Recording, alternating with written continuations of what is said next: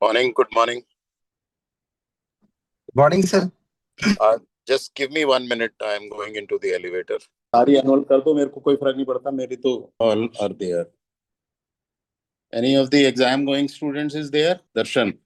Yes, sir. Good. Okay, let's start. So what do we mean when we say peri-ampullary cancer and pancreatic cancer, pancreatic head cancer? Peri-ampullary cancer is a constellation of, it is a group of cancer which includes 2 centimeter around the papilla. Ampulla. Ampulla. It is 2 centimeter around the ampulla, and which includes the ampullary carcinoma per se, then duodenal carcinoma, distal cholangiocarcinoma, and carcinoma head of pancreas within 2 centimeter of the ampulla. What is the difference between ampulla and papilla? Papilla is a nipple-like projection seen in the second part of the medial wall of duodenum, sir. And the ampulla is a common part which by joining the pancreatic duct and the bile duct, it forms a common channel in a wall of duodenum, sir. So students, these two differentiations are important. In fact, just 1 or 2 weeks ago when we were having the AIG class, I asked the other experts, the teachers, the examiners also, because personally I feel that one needs to differentiate between peri-ampullary cancers, which is a group of cancers, as Darshan rightly said, versus pancreatic head cancer. For 2 reasons. One, resectability in peri-ampullary cancers is almost 90 to 95% because there is no issue of vascular involvement. And that is why the definition of borderline resectable pancreatic cancer does not apply to peri-ampullary cancers. The only reason why you would not resect a peri-ampullary cancer is distant metastasis. On the other hand, when we talk of pancreatic head cancer, the resectability rates, which used to be in the range of 15 to 20%, but have improved recently, we will discuss later because of neoadjuvant treatment. Third reason is that the outcome, even after resection, the survival is much better in peri-ampullary cancers as opposed to pancreatic head cancer. So in terms of prognosis also, they are different. Now, how do we differentiate? The actual differentiation comes only on imaging, ultrasound, CT, MRI or PET-CT. When you see a mass in the head of the pancreas, which is about 3, some groups say 4 centimeters, so you can safely say 3 centimeters, that is pancreatic head cancer. If you do not see a mass in the head of the pancreas, but the clinical picture is of lower CVD obstruction, then we call it one of the peri-ampullary cancers. So that's very important. The second is ampulla versus papilla. Initially, Darshan said around the papilla, and I corrected him that the word is peri-ampullary. So it is around the ampulla, and he very well narrated the difference. So when you do a side viewing endoscopy, what you see from where you take the biopsy is the papilla, not the ampulla. You cannot see ampulla on side viewing endoscopy. You cannot take biopsy from the ampulla on side viewing endoscopy. The only way you can get tissue from ampulla is if you do a papillotomy, then you do a brush, or you do an EUS guided FNAC, because ampulla is lying in the wall or outside the wall of the duodenum. So this differentiation is important. Okay, let's go back to, is there any other exam going student? Who else is there? Please volunteer. Anybody? Any second year, first year? Anybody can volunteer. Okay, Ravi. Good. So alternately, I will ask Ravi and Darshan. So Ravi, what is the classical presentation of a patient with peri-ampullary cancer and then pancreatic head cancer? Because see, there is almost 50% chance, or maybe even more than that, that you will get a patient with SOJ, malignant SOJ in the exam. So one has to be very, very clear in answering questions related to GBC with SOJ and peri-ampullary and pancreatic cancer with SOJ and cholangiocarcinoma with SOJ. So Ravi, what is the classical presentation of a patient with a peri-ampullary cancer? Sir, yes, sir. The peri-ampullary cancers would present as mainly as a obstructive jaundice, which would be proportionally to the compared to the any other cancer which will present in the early stage as a obstructive jaundice. Patient may present with if at all, if the size is bigger, then the chances of a gastric outlet obstruction and subsequent compression symptoms will develop. The patient mainly presentation would be rarely, if it involves the posterior celiac plexus also, the pain would be there. Otherwise, mainly the presentation would be of a obstructive jaundice, sir. Partly correct, but a lot of incorrect things you said. So the classical presentation of peri-ampullary cancer is a middle-aged or elderly patient with painless progressive jaundice. These patients, because the tumor is small and it is confined within the organ of origin, there is no adjacent infiltration. Usually, they do not have pain. The only pain which they may have is the pain of a discomfort, more like a discomfort of a tense distended gallbladder. Primary tumor in all these cases does not cause pain. So that is one. Second, you said gastric outlet obstruction. No. Gastric outlet obstruction is more with pancreatic head cancer. The only peri-ampullary cancer which can cause gastric outlet obstruction is a peri-ampullary or peri-papillary duodenal malignancy, which may be causing gastric outlet obstruction and may be causing biliary obstruction also. Similarly, GI bleed, the history of melena. It is mentioned in many textbooks that history of GI bleed, and because the stool is clay colored, it becomes like a silvery stool. And then the jaundice comes down and increases again. But that is more often described in books rather than seen in clinical practice. If it is there, it is helpful. But because it is not there, don't say that it cannot be a peri-ampullary cancer. Now, in the peri-ampullary group also, this history of GI bleed will be there only in the true papillary cancer, where the tumor is actually at the papilla, or peri-papillary duodenal malignancy. Because if it is tumor in the ampulla, it will not cause GI bleed because it doesn't ulcerate. If the tumor is then the lower end of CVD, lower end cholangiocarcinoma, it doesn't cause GI bleed.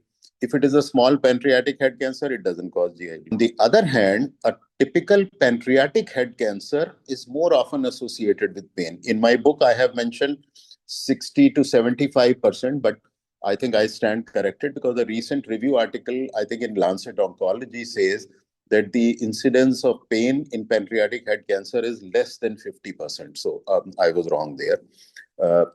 And second is that these patients are more likely to have gastric outlet obstruction and jaundice because of the duodenal infiltration.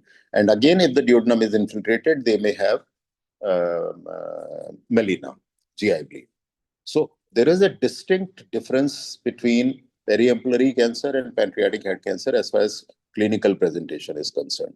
What I say that in the exam, if you get a patient with jaundice, especially if it is a short duration jaundice, less than 4 weeks or 6 weeks, you must bring into discussion the possibility of medical jaundice, hepatitis. So you have to talk of prodrome, you have to talk of the fact that somebody else in the family or in the society, especially in case of waterborne diseases, where hepatitis A and E is having jaundice. You have to talk of previous blood transfusion or injections or operation to say that this was a transmission.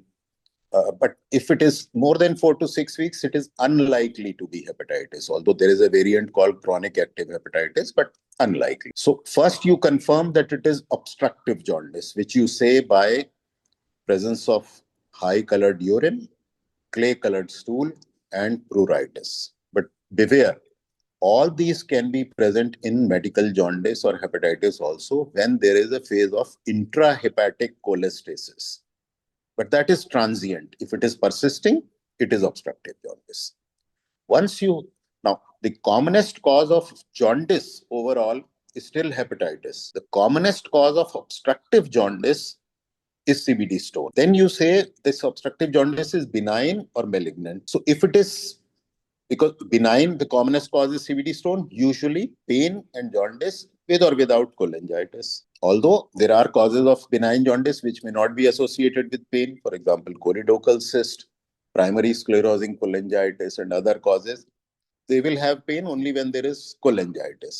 And that also is more in CBD stone. So it is painful, benign jaundice, and it is intermittent. That there will be episodes of jaundice which remit and the patient is normal. So if a patient comes with history that 3 years ago I had an episode of jaundice, then 2 years ago I had an episode of jaundice, may or may not be associated with cholangitis, it is benign. It cannot be malignant. Malignant jaundice will be progressive jaundice. Over a period of time, the jaundice is increasing. So once you say, and then of course, age, anorexia, and weight loss. If the patient is young, you can say it is less likely to be malignant. But if the patient is middle age or old, still the commonest cause is CBD stone. It is not malignancy, but it is a point in favor.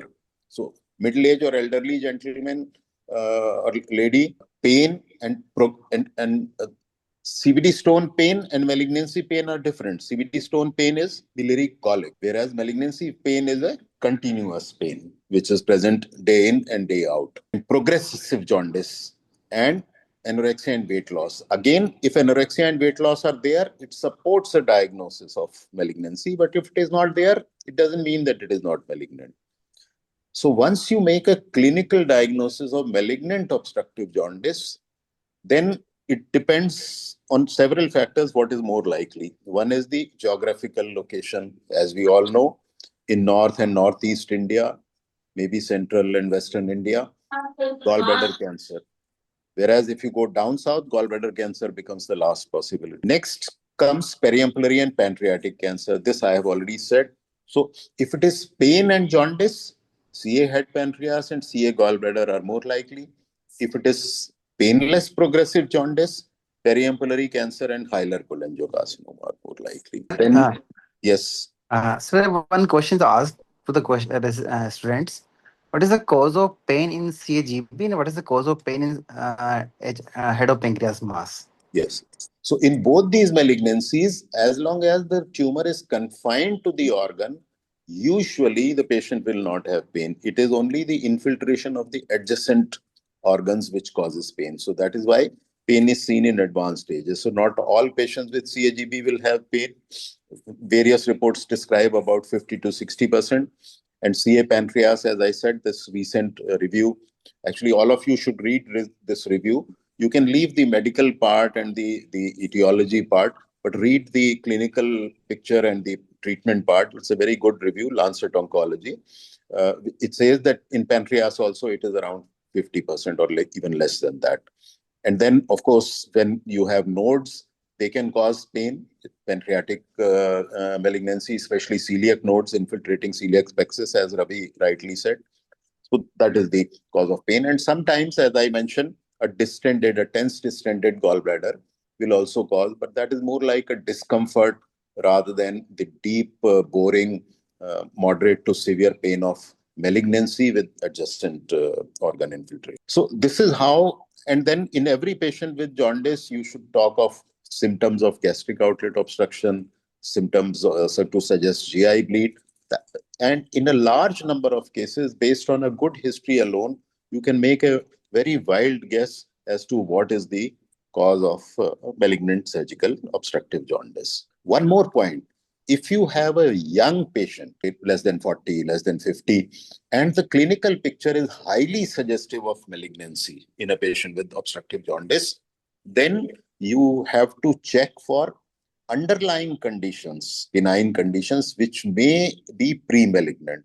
So, for example, a choledochal cyst with a superimposed malignancy, the patient will be young. For example, FAP with a peri-ampullary malignancy, the patient will be young. So, you have to ask of previous episodes of jaundice and cholangitis to suggest choledochal cyst. You have to ask for history of GI bleed, especially lower GI bleed, to suggest that it could be FAP. Hereditary pancreatic cancer, more than two immediate family members in the family who had pancreatic cancer, repeated episodes of acute pancreatitis, previous history to suggest chronic pancreatitis, underlying chronic pancreatitis, especially in South India, which predisposes to malignancy. So the moment you see a young patient where you strongly suspect malignancy, you have to think of an underlying benign pre-malignant cause. Lastly, in any organ, when you see a very young patient and the clinical picture is highly suggestive of malignancy, then lymphoma should come to your mind, because lymphomas can be seen in young people also.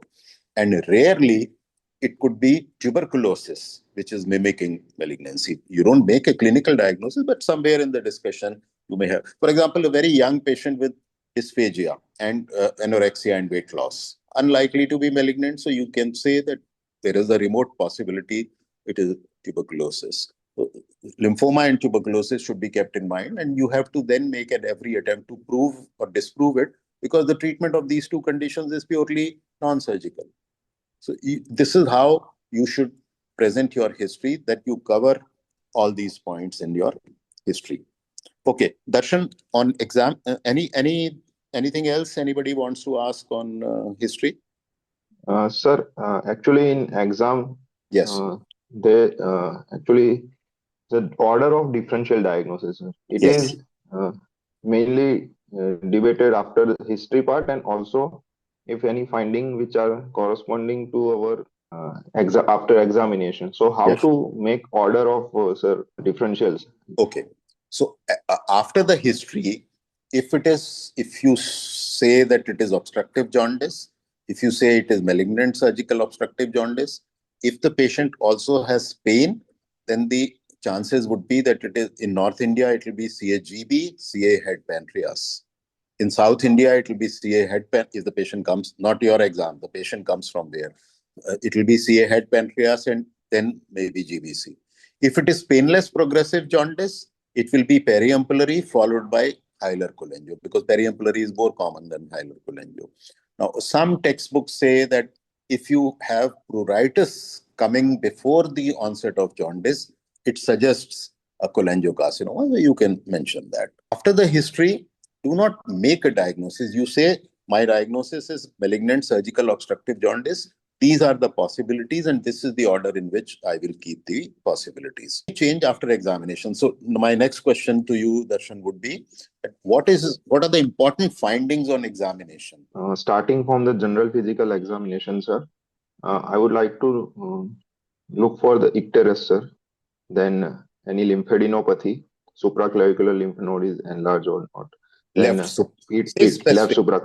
I would specifically look for left supraclavicular nodes and other nodes in the neck. Other nodes in the neck or anywhere in the body become important, as I said, if it is a lymphoma.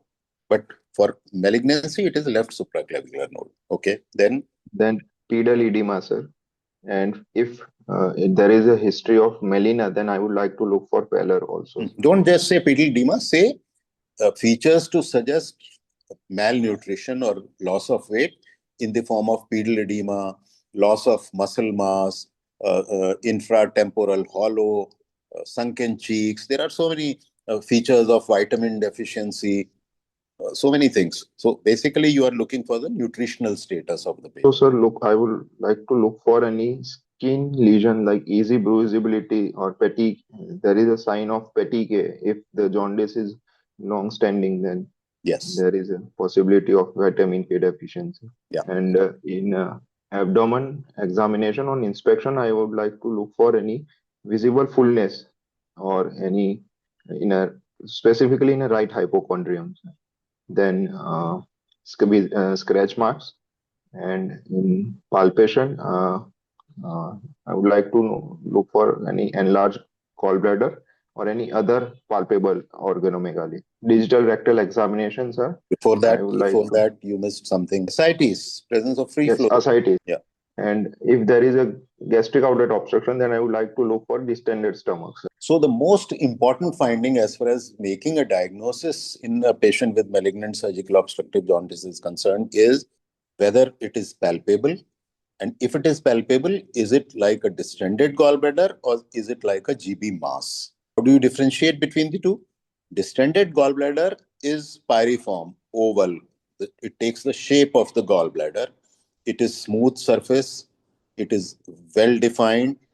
It is moving with respiration and may have side-to-side mobility also. On the other hand, a GB mass may or may not be taking the shape of gallbladder. It may have irregular nodular surface. Margins also may be irregular.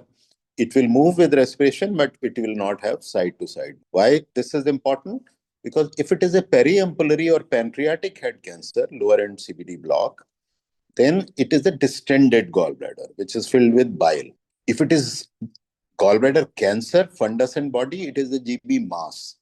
Now, you have to remember, this is not mentioned in the books because they are all written in the West. You can have a distended gallbladder in GBC also, or in a mid-CBD cholangiocarcinoma also, because of the cystic duct block. That gallbladder is not a GB mass. It is a distended gallbladder, but still the diagnosis is GBC. But GBC in the neck.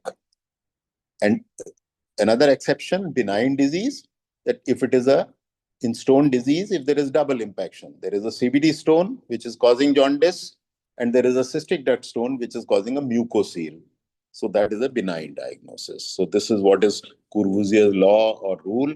Initially, when he described, he said that in a patient with jaundice, if the GB is distended, it is unlikely to be due to stones. He didn't say it is malignancy. He said it is unlikely to be due to stones because most CBD stones come from gallbladder. And if the gallbladder has stones, it has chronic cholecystitis, so it doesn't distend.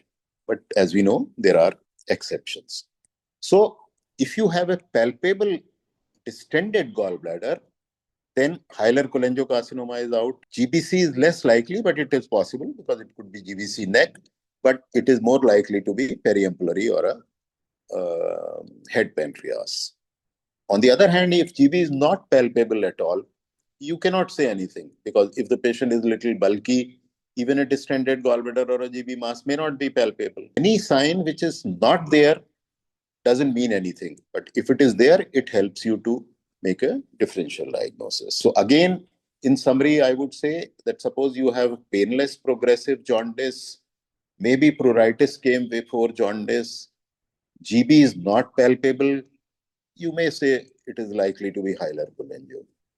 Painless progressive jaundice, distended gallbladder, anorexia, weight loss, maybe peri-ampullary carcinoma. Because anorexia, weight loss are more common in GBC and pancreatic head cancer because they are aggressive malignancies as opposed to peri-ampullary and hilar cholangio, which are relatively less aggressive biologically.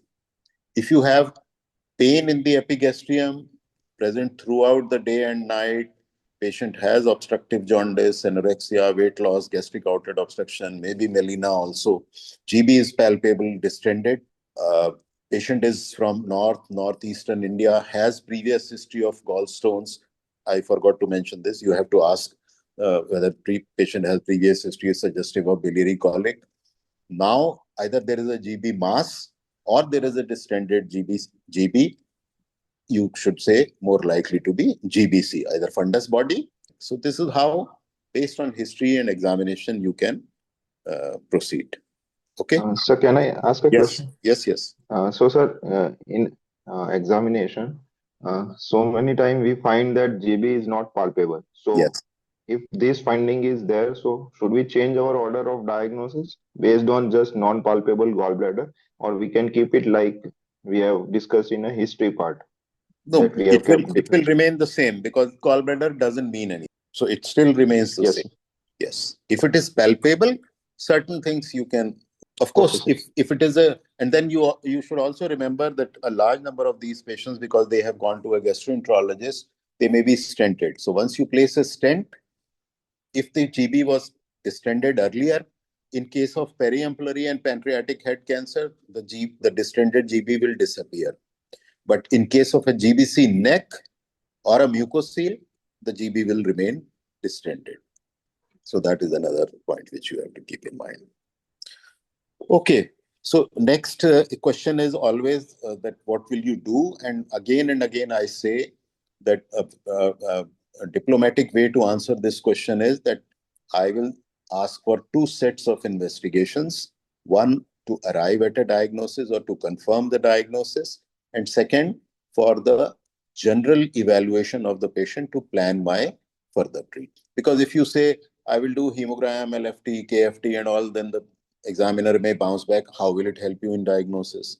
If you say ultrasound, then examiner will say, don't you want an LFT? So it's much safer to take this diplomatic approach. Also, as a general rule, in all patients where you are suspecting or making a diagnosis of malignancy, please ask for an ultrasound abdomen and a chest X-ray. The examiner may say that, why do you want an ultrasound? Anyway, you are going to do CT. You can still justify. The examiner may say, no, chest X-ray is not good. Now most groups do chest CT. Still, you can say, sir, it is a very inexpensive, easily done investigation which can be done immediately. And if I see something, then I will not. Because in HPB malignancies, by and large, if you see a liver metastasis or if you see a lung metastasis, you are not going to proceed, at least not with an intent to cure. There may be an exception in GI malignancies, especially colorectal malignancies, where even if you see a SOL in the liver, it probably will not change your plan of management. You will still go ahead.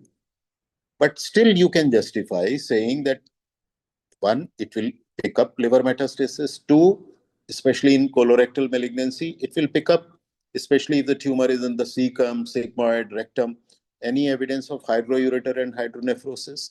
Ultrasound is a very good investigation for that. It will pick up ascites. It's a very sensitive investigation to pick fluid in the abdomen. So I personally suggest that you should say this. And in fact, when you practice, it is good that you do these investigations and look at them, because there's no point that on PET CT you discover a lung metastasis, which was already there. And if you had done a chest X-ray, you would have seen it. And you will cut a sorry figure. So it is always safe to say chest X-ray and ultrasound abdomen. Now, one of you please describe to me how ultrasound can help you to make a diagnosis in a patient with malignant surgical obstructive jaundice. So ultrasound abdomen, first we have to look for the site of the block and the probable etiology we can find from the ultrasound. And then in liver, starting from the liver, there might be a IHBRD and also the CBD diameter. A better statement would be that ultrasound will first confirm that it is obstructive jaundice. 2 or 3 days after the onset of jaundice, if there is no IHBRD, it is not obstructive jaundice. So the presence of IHBRD confirms that you are dealing with obstructive jaundice. Okay, proceed. Then status of gallbladder, sir, any wall thickening or any stones are there or not. Then in pancreas, is there any mass is present or not, the dilated PD is there or not, and pancreatic atrophy, ascites, enlarged lymph nodes, any liver SOL. A better way to answer this would be that ultrasound helps us, as I said, number one, to confirm that it is obstructive jaundice. It decides or tells us the level of block, which is very important because it hints towards a possible diagnosis. Then it tells us about the etiology of jaundice, whether benign, malignant, and what exactly. And if it is malignant, it tells us about extent of disease, both loco-regional and metastatic. How it does that? As I said, if there is IHBRD, it confirms that it is obstructive jaundice. Now then, next step you see is whether the right and left ducts are joining, whether biliary ductal confluence is formed or not, patent or not. If it is not patent, if it is not forming, then obviously it is hilar cholangio or a GBC which is infiltrating the hilum. We will come to that how to differentiate between hilar cholangio and GBC neck. It's difficult sometimes. If the confluence is forming, then you look at the common hepatic duct, that how long is the common hepatic duct stump. If the entire common hepatic and common bile duct is seen, then obviously block is at the lower end. But if only proximal common duct is seen, then it is a mid-CBD block. The causes of mid-CBD block are being Mirizzi syndrome, where obviously you will see a large stone sitting in the neck of the gallbladder. Be a mid-CBD cholangiocarcinoma, which is not very common because cholangiocarcinoma most common are hilar and lower end. Or it could be GVC neck infiltrating the CBD. Entire CBD is seen to be dilated, then, as I said, the block is at the lower end. So either it is a peri-ampullary or a pancreatic head cancer. If you see a mass in the head of the pancreas, obviously it is pancreatic head cancer. And in that case, both CBD and PD will be dilated, but they will not be approximating each other. They are at a distance from each other because inside the malignant mass, the ducts are not dilated. On the other hand, if it is a peri-ampullary carcinoma, you don't see a mass. Now, depending on which peri-ampullary carcinoma it is, so if it is a lower end cholangiocarcinoma, only CBD is dilated. PD is not dilated because ampulla is not involved. If it is an ampullary carcinoma, both ducts will be dilated and they will be coming close to each other because the masses of the tumor is very small. Same will be in papillary carcinoma and same will be in peripapillary duodenal carcinoma. And then, of course, you see SOLs in the liver. Now, SOLs in the liver can be metastasis or can be cholangiolytic abscess. Of course, you have to make sure that it is not a simple cyst. And then you look at ascites, you look at nodes, and if you have combined it with a Doppler, you can even look at the vessels, especially the splenoportal axis for any thrombosis, because some of these malignancies may be associated with splenoportal thrombosis. And of course, a good Doppler in a case with CA head pancreas or a hilar cholangio can tell you about the vascular involvement also. So this is how a complete ultrasound evaluation is, and a good ultrasound can virtually give you the complete diagnosis. So this is how you should describe, you should interpret. And again, in the exam, if you are given a report of an investigation and it does not talk of all these things, you must mention that these things are missing. I would like to know information about these also. Now, the next question which comes is that suppose it turns out to be a peri-ampullary or a pancreatic head cancer, what is the next investigation? So, Ravi, what would you do? Suppose ultrasound suggests that it is a peri-ampullary cancer. What next? Sir, I would like to go for a staging for the of the cancer. Mm-hmm. For that, I would be interested to do CCT triple phase pancreatic protocol. Good. So first tell me why CT, why not MR? CT, sir, it would be better to see the arterial anatomy and vascular surrounding vasculature. It would be helpful by the differential phases. Mm-hmm.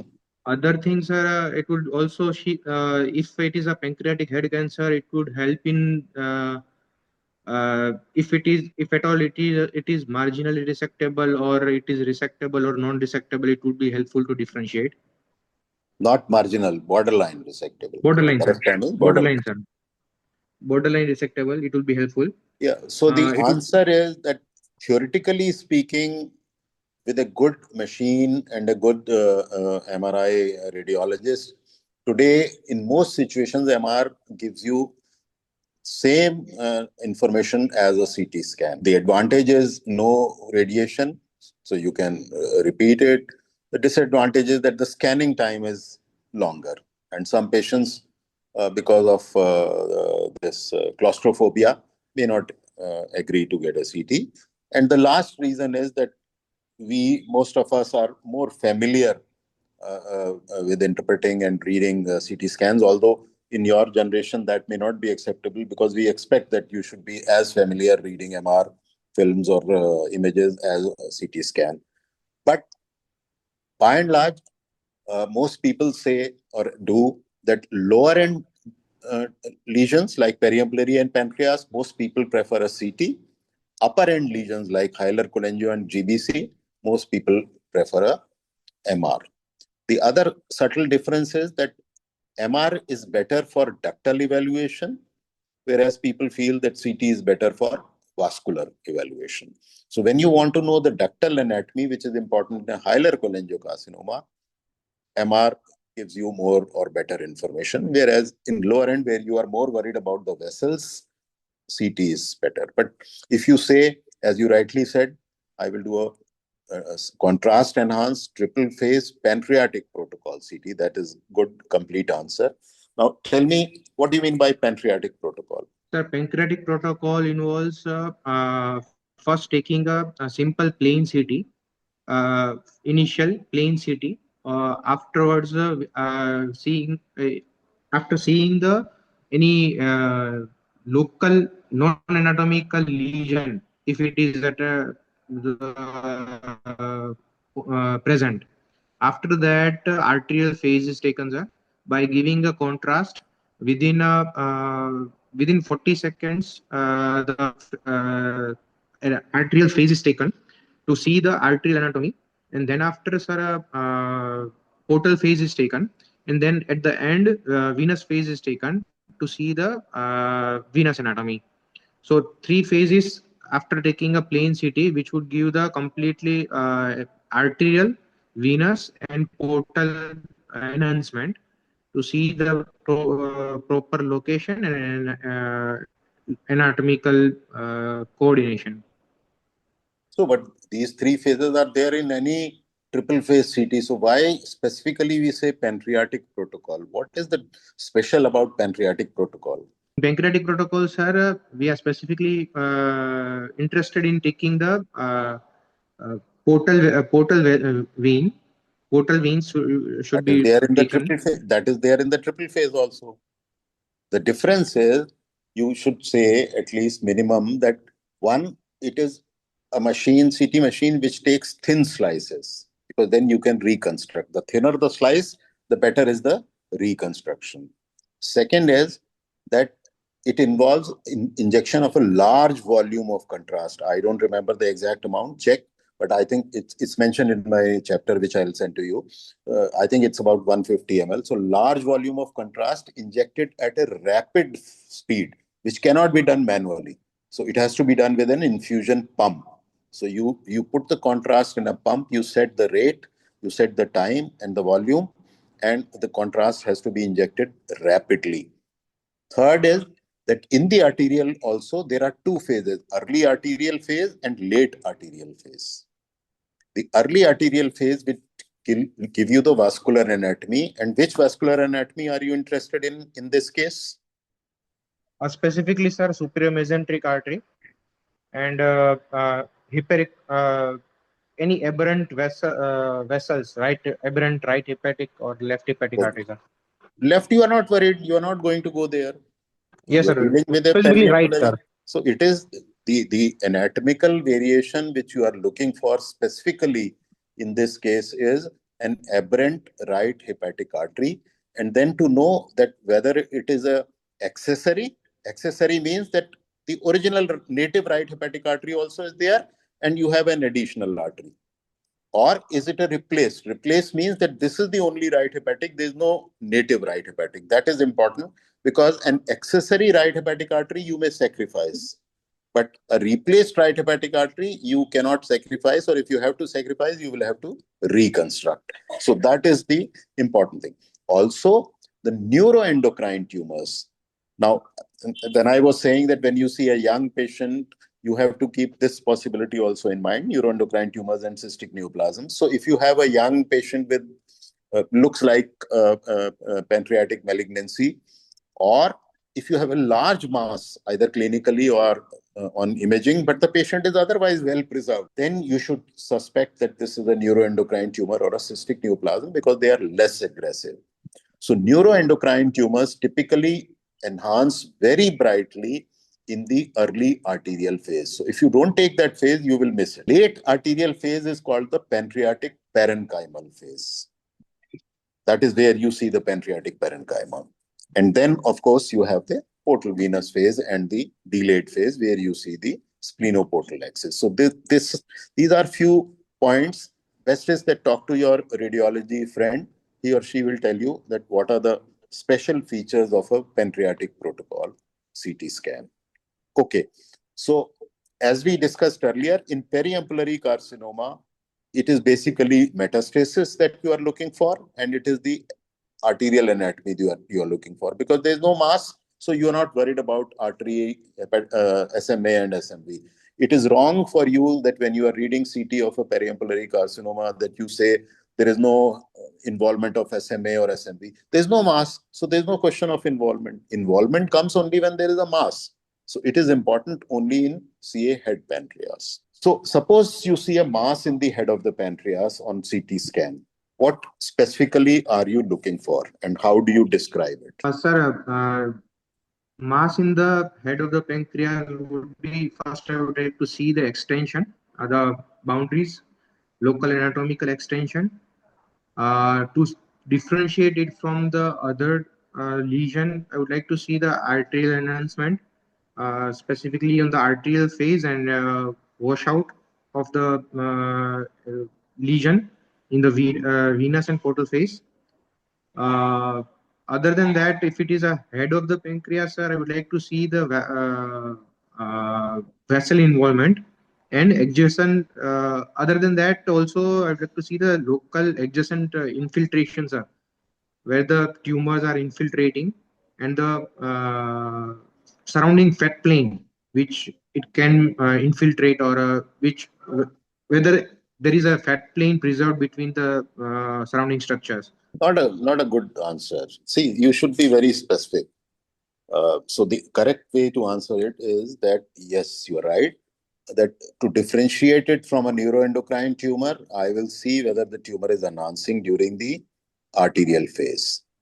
The typical appearance of a CA head pancreas, or PDAC as we call it, pancreatic ductal adenocarcinoma, is that during the portal venous phase, it is a hypo-enhancing. The most important thing which you would like to see on CT scan in a CA head pancreas is the involvement of the veins, that is SMV and portal vein. You have to mention specifically what you are looking for. And then the involvement of the superior mesenteric artery. Next comes the involvement of other structures like transverse colon, it may be kidney, if it is a posteriorly situated mass, IVC again. So, but the most important thing is the splenic, the superior mesenteric vein, portal vein, and SMA, because that is their involvement is what defines the pancreas cancer into resectable, borderline resectable, unresectable, and then, of course, metastatic. So these are the four groups into which you have to define it. So how Can do I, you... sir, can I add one thing, sir? Yeah.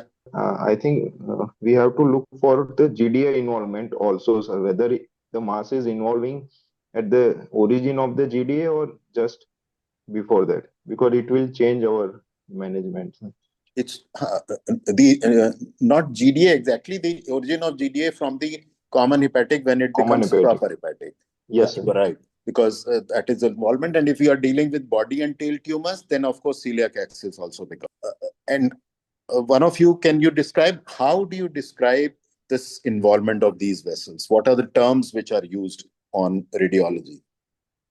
So, sir, there are many ambiguous or many various terms are there to confuse us, like abutment, encasement, infiltration, contour irregularities, and there are so many terms. But by and large, we have to look for the angle of contact, whether it is less than 180 degree or more than 180 degree. If it is less than 180 degree, then it is abutment. If it is more than 180 degree, then it is encasement. And also the if for the venous involvement, we have to look for the thrombosis and also the contour irregularity and the length of involvement. Yeah, so the better way to say this would be that normally between the tumor and the vessel, there is a plane of fat. So that is called fat plane. If fat plane is present, that means that the vessel is free. The catch is that many of these patients have recently lost weight. They are malnourished. They don't have subcutaneous fat, so they don't have visceral fat also. So absence of fat plane does not mean that vessel is involved. It can still be free. If fat plane is there, vessel is free. If fat is not there, it can still be free. So then you look at the BMI, you look at whether patient has subcutaneous fat, you look at other areas where fat should be there. If it is not there, then absence of fat plane may be because of this. The vessel may still be free. Now, if there is no fat plane, then you try to measure the angle of contact between the tumor and the vessel. How do you do that? You take the center of the vessel, and then you take the two areas where the tumor is touching the vessel and connect the center to this and measure the angle. If it is less than 90, the vessel is free. So there's no fat plane, but the angle is less than 90, then you say vessel is free. If it is 90 to 180, it is a suspicious involvement. If it is more than 180, it is described as involvement. Now, abutment, you said these are confusing terms. So even less than 90 could be described as abutment because the tumor is abutting the vessel. But if it is less than 90, it is said to be free. Next comes encasement. Encasement means that the tumor is next severe is complete occlusion of the vessel. So you are seeing portal vein above in the upper cuts, you are seeing superior mesenteric vein in the lower cuts, but in between one or two cuts, you don't see the vein. So that means vein is completely blocked or encased or occluded. So that also is definite involvement. Then you could see a change in the shape. Normally, veins or arteries are round or oval. But if that shape changes, there is an irregular contour, or there is a teardrop appearance, that there is a small excursion, diverticulum-like excursion of the vessel, that also is involvement. And as you rightly said, if there is thrombus in the vein, then it is taken as tumor thrombus or involvement. So these are different ways that radiologically you should describe. So when you are reading a CT, you should try to use these terms: fat plane, angle of contact, abutment, encasement, complete occlusion, alteration of size or alteration of shape or contour, and thrombosis. Yes, sir. So, borderline resectable pancreatic cancer, it is for venous involvement and arterial involvement.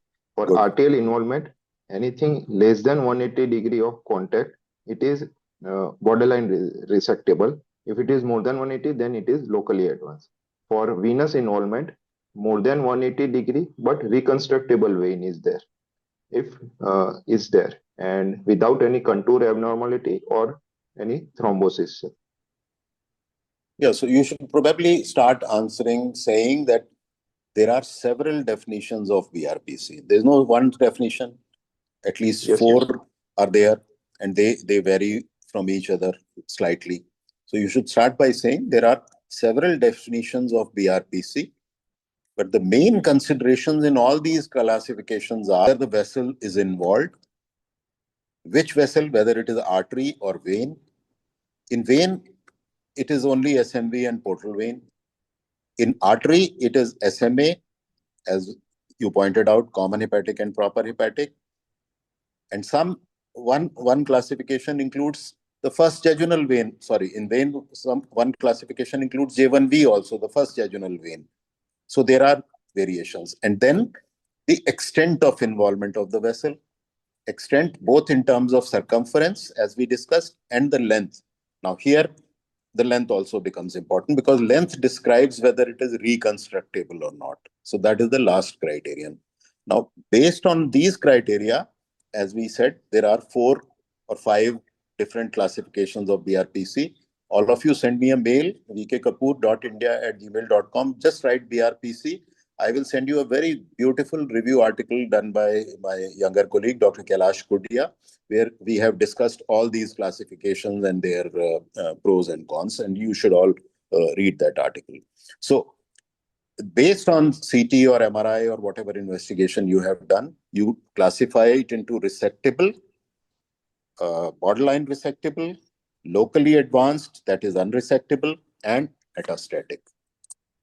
A major difference is in the vein. One of the classifications, I don't remember which one, says, I think it is IHPBA, that venous involvement does not make it even borderline resectable.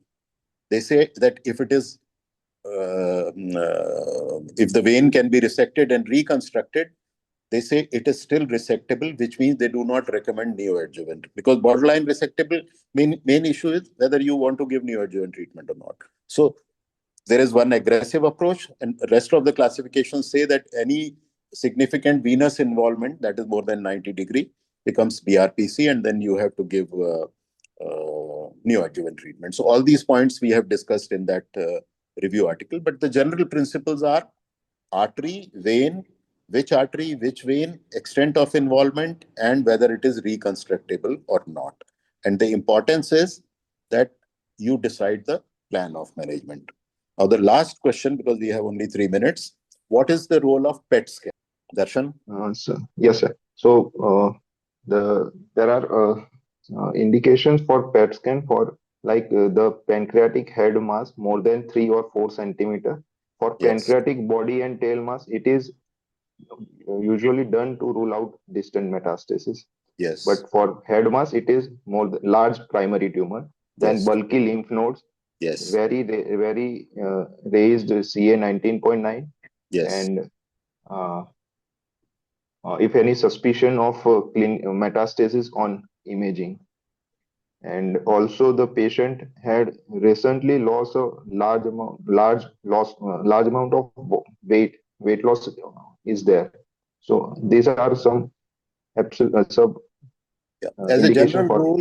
As a general rule, when you mention so many points, they should be in some order. You mentioned them right, but they were in random order. So you start with severe pain, excessive weight loss over a short period of time, very high CA99 level, large primary tumor.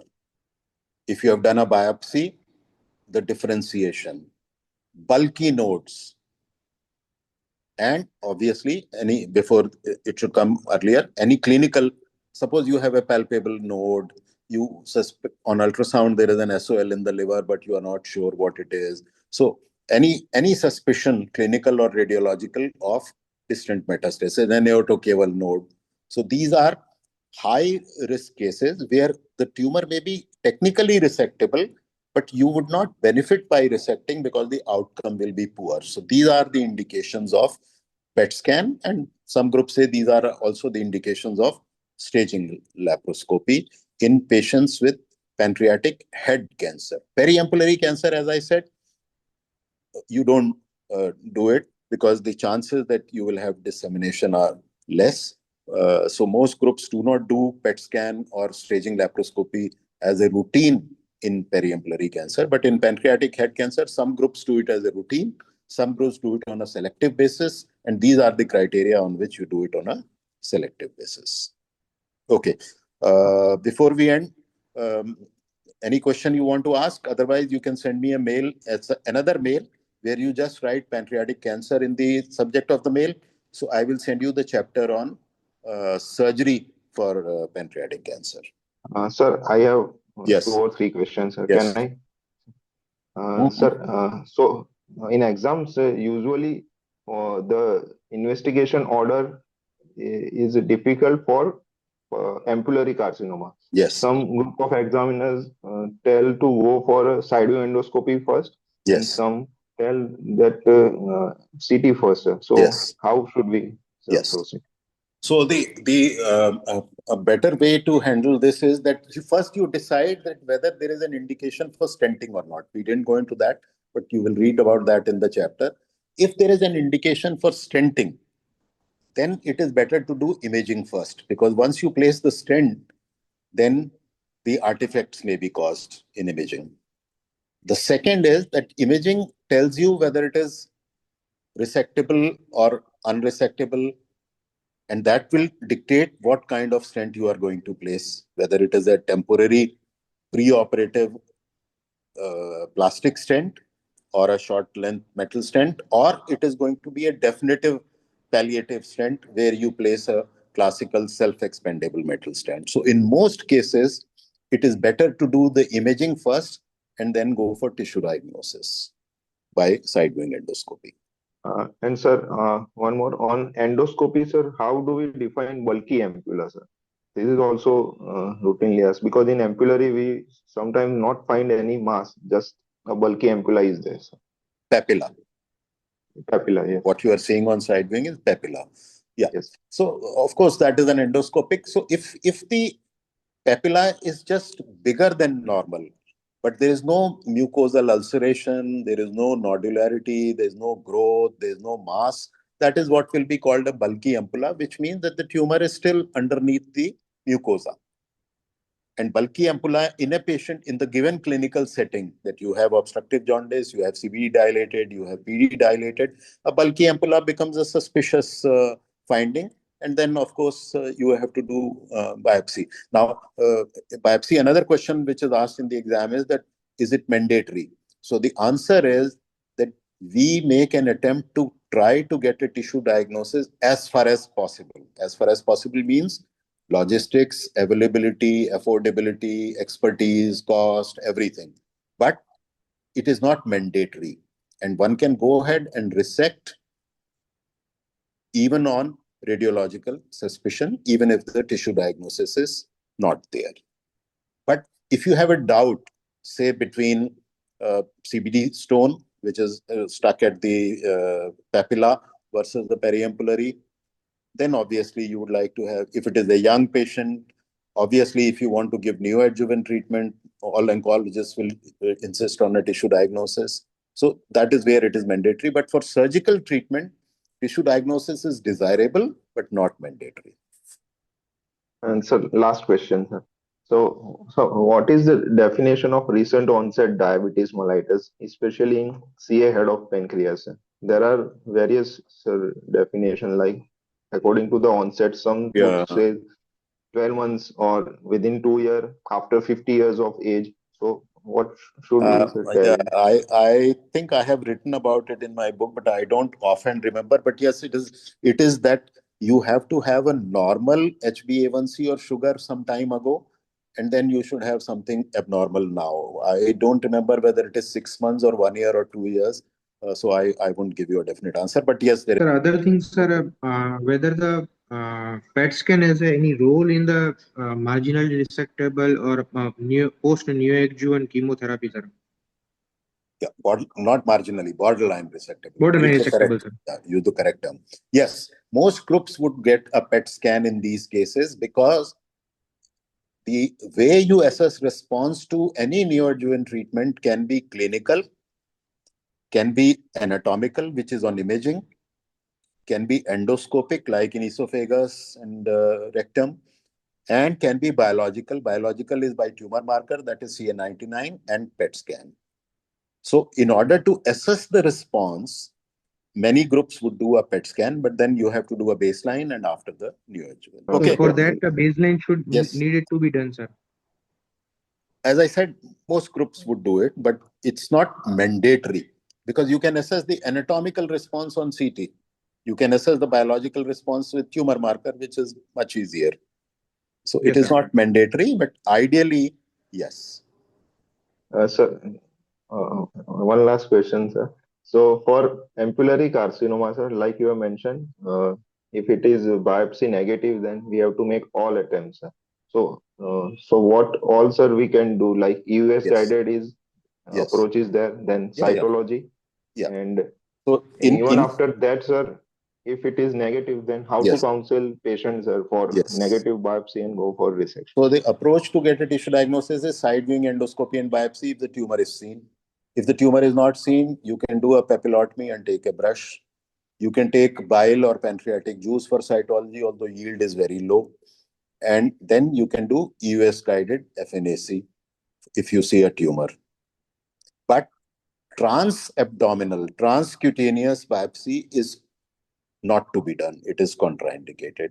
Now, if after all the attempts you cannot make a positive tissue diagnosis, then counseling and consent is very important. You have to tell the patient that you have made all possible attempts to prove that it is malignancy, but you have not been able to prove it 100%. There is strong clinical, radiological, tumor marker-based suspicion that it is malignant. And the treatment of this is only surgery, because if you don't do surgery, you will have advancement of the disease. But there is a small possibility, and you can say about 5%, that final histology may not show malignancy. It may show a benign disease, or if the patient has stones, it may be a recently passed out stone. So you have to be mentally prepared for that. Now, as long as the patient does well, no questions asked. But suppose, unfortunately, you have a mortality, then everybody will jump upon you, the relatives. Why did you operate when it was not malignant? So that is where your counseling and consent will come to your rescue. Anand, will close? Yes, sir. We can close, sir. Okay, thank you. Thank you. Thank you, sir.